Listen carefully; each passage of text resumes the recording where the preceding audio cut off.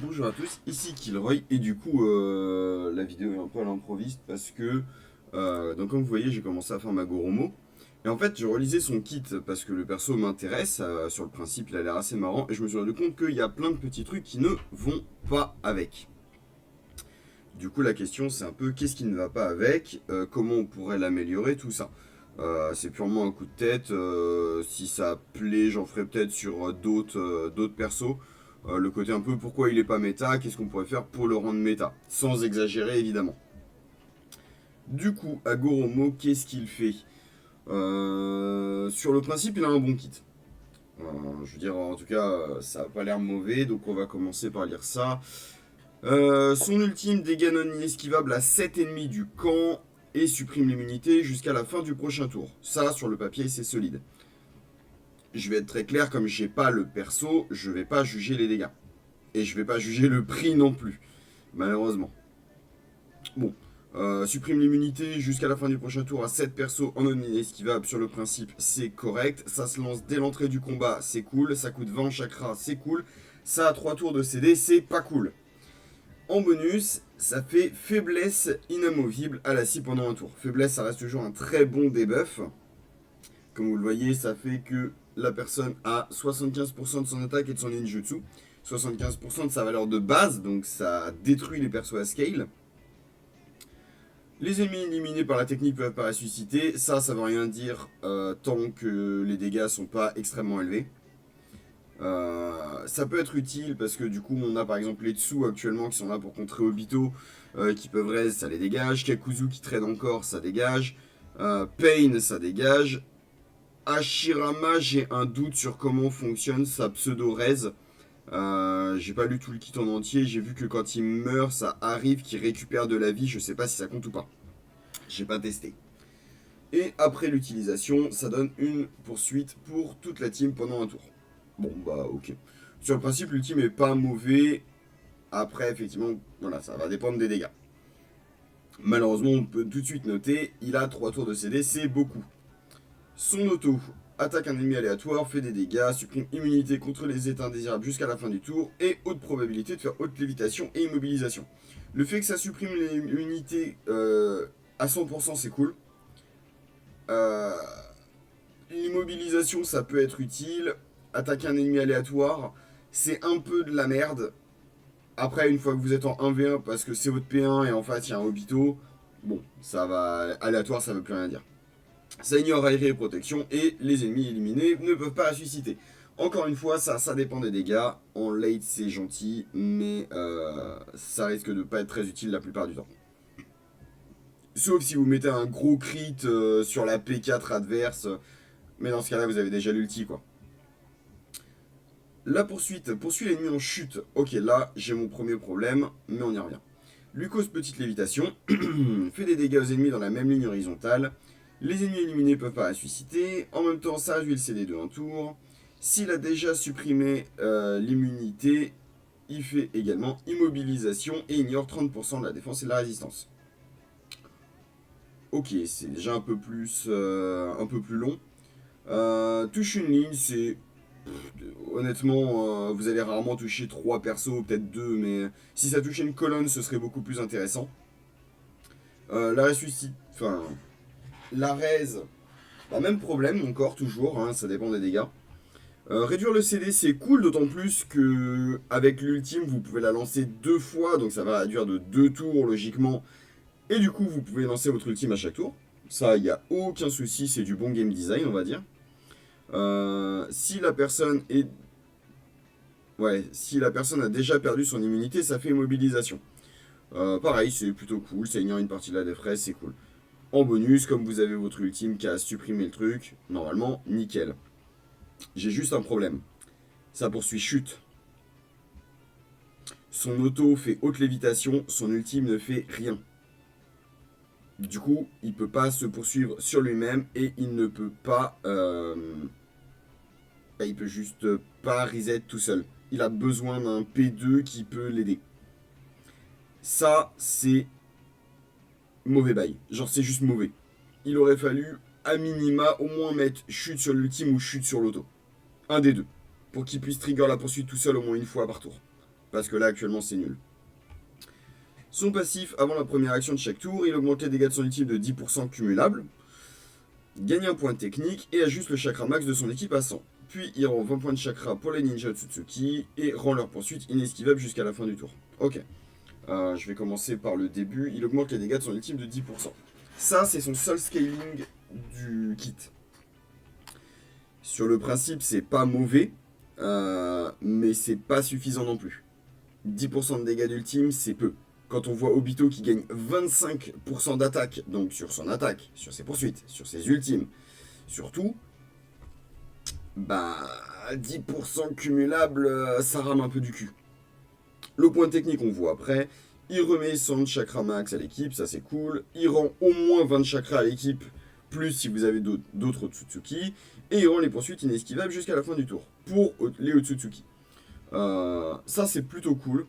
Il génère un peu de chakra, bon c'est sympatoche. Il rend les poursuites inesquivables, ça c'est vachement bien pour des persos comme Indra. Alors j'ai pas relu les kits entiers de Amura, Ashura Link, Indra complet, enfin... J'ai pas relu les kits de tous les Otsu, mais par défaut, rendre les poursuites inesquivables c'est jamais mauvais. Ok, donc là le défaut c'est un peu le scaling qui est très faible. Agoromo possède la technique absorption. On y revient juste après. Les Otsutsuki ont la super armure. Jusque là, c'est plutôt cool. Quand ils subissent une attaque taijutsu, ils baissent les dégâts de poursuite de l'assaillant de 15% et son coût critique de 15%, un maximum de 4 fois par tour. 15 fois par tour. Incroyable. Ok, j'ai un problème. Ils ont la super armure. Ça, c'est cool. Pourquoi, du coup, ils baissent les dégâts de poursuite? Et je veux dire, ils peuvent pas les subir, les poursuites, du coup. Enfin, sauf pour les poursuites combo ou si on leur pète la super armure, mais ouais, Osef en fait. Le retrait de coup critique est super bien par contre. Moins 15% de crit et 4 fois, ça nous amène à quelque chose comme en moins 40, moins 50% de crit au total. C'est fort. Mais moins 50% de dégâts de poursuite, on s'en bat les couilles. Si vous avez la super armure, voilà. Et absorption. Il a une haute probabilité d'esquiver les poursuites. Pourquoi il esquive les poursuites? Alors qu'il donne la super armure à tous les Otsutsuki, dont lui, du coup. Ok, ouais, pourquoi pas. Quand il esquive, il déclenche à nouveau technique supplémentaire Chakra Senjutsu jusqu'à une fois par tour. Ouais. Donc j'ai encore un problème là. Il a la super armure. Il esquive aussi les poursuites, donc pour les poursuites à combo, j'imagine. Donc par exemple la poursuite d'Indra ou le truc de Obito où il y a des plantes qui sortent du sol, j'ai oublié le nom mais vous avez compris. Vous avez dû la voir plus souvent qu'à votre tour. Mais du coup le problème c'est que bah, généralement ces poursuites là elles sont inesquivables en fait. Alors dans le cas d'Indra non, dans le cas d'Obito oui parce que toutes ses attaques sont inesquivables parce que niquez vos mères j'imagine. Juste ouais, non, pourquoi? Quand il esquive, il déclenche une fois par tour les chakras senjutsu. Donc il remet 10% de dégâts d'ultime, il regagne un point de technique, tout ça, tout ça. J'ai un petit souci, j'y reviens juste après. Il peut avoir jusqu'à 4 points de technique, donc il en gagne un en début de tour et un quand il dodge une poursuite. Et une fois qu'il a 4 points de technique, donc idéalement à la fin du tour 2, 4, 6, 8, etc., il les utilise pour activer un essence de l'astre divin, donc son ultime, avec un effet différent, qui est inesquivable, qui fait faiblesse à 9 ennemis du camp adverse. Ça, c'est plutôt cool, à condition que du coup, bah, il soit pas immunisé. Et l'ennemi avec le moins de vie a haute lévitation et faiblesse extrême. Faiblesse extrême, ça doit être un des meilleurs debuffs du jeu. Enfin, pendant un tour, enfin jusqu'à la fin du tour, le gars ne peut pas poursuivre et il fait 0 dégâts. Parce que 25% d'attaque et ninjutsu, c'est finito. Il ne fait plus rien, il n'existe plus, il se bave dessus. Point bonus, du coup, dans le cas d'un Obito, on va toujours en revenir à lui, son scaling il devient désastreux parce qu'il scale sur sa stat actuelle. Du coup, si sa stat actuelle c'est 25% de son attaque de base, Bah du coup, au lieu de gagner, alors je dis n'importe quoi, il a déjà skill plusieurs fois, il est monté à 500 000 d'attaque. D'un coup, il retombe à 3000. Il va gagner 750 d'attaque avec ses 25% là. Il y a zéro changement, il va pas scale du tout. Sur le principe, c'est pas mal. J'ai encore le problème de la haute lévitation, hein, mais voilà, ça va falloir s'y faire. Du coup, c'est quoi le souci? Il tape au random. Indépendamment de ses dégâts, il a beaucoup de trucs qui empêchent de raise, mais il y a pas tellement de persos que ça qui raise vraiment, donc c'est pas spécialement utile. On peut parler des mains effectivement qui se jouent beaucoup avec les raises, on peut parler de Tsunade, on peut parler de Obito Y, euh, plus ou moins, ça dépend des gens. J'ai vu plus de gens le jouer en plus 2, mais quelques-uns le jouent en Y. On peut parler de Pain par contre. Mais très sincèrement, entre un Pain SB et un Agoromo, je vois pas le débat. Il n'y a pas de débat à avoir. Il est un peu mal branlé dans le sens où il donne la super armure au Otsutsuki. Et ça, c'est cool. Hein. Vraiment, j'apprécie le truc. J'aime beaucoup la branche Otsutsuki de ce qu'ils font avec alors Amura qui donne l'immunité aux Otsu et qui leur donne qui rend leurs autos inesquivables aussi, je crois. J'aime bien le côté les Otsutsuki en fait donnent des buffs aux autres Otsutsuki. Je trouve ça vachement cool, j'adore ce genre d'idée. Juste, il donne la super armure, mais il doit quand même esquiver des poursuites pour être profitable. Il a pas de scale à part les dégâts de son ultime. Donc si les dégâts de base de son ultime sont pas élevés, ça ne sert à rien. Parce que s'il commence avec des dégâts faibles, les 10%, vous l'avez dans l'os. Hein. Le temps qu'il scale, vous êtes mort 4 fois. Minimum. Du coup, comment... Est-ce qu'il a une chance dans la méta? Non. Non, juste non. Je vais être très clair, non, aucune. Pourquoi? Bah... Encore une fois, dépendant des dégâts. Si il finit en 1v1 contre Obito, il va pouvoir lancer son ultime une fois tous les 3 tours. Dans ce cas-là, il va faire faiblesse, donc pendant un tour, on va dire, il annule à peu près l'existence d'Obito. À peu près, dans le sens où il va pas prendre trop de dégâts. Il peut pas poursuivre sur lui-même, donc il pourra jamais reset CD, donc il va quand même ulti qu'une fois tous les 3 tours. Pendant ce temps-là, Obito, c'est free real estate, il fait ce qu'il veut. Obito a tout d'inesquivable, donc bah Agoromo peut pas dodge, donc son scale va être encore plus ralenti, il va pas lancer son ulti amélioré souvent, il va pas faire grand chose. À la limite, on peut arguer que comme il va se faire taper dessus beaucoup, il va flinguer les dégâts de poursuite et le coup critique d'Obito. Mais ça va pas suffire, vraiment pas. Donc, dans la méta, il a zéro chance. Vraiment aucune. Ou alors dans une méta précédente, genre s'il tape un Madaraido. Hein. Là c'est un autre débat. Comment on l'améliore? euh... En fait, ça c'est bien parce que c'est super facile, j'ai le chemin tout tracé. L'ulti et l'auto, chute.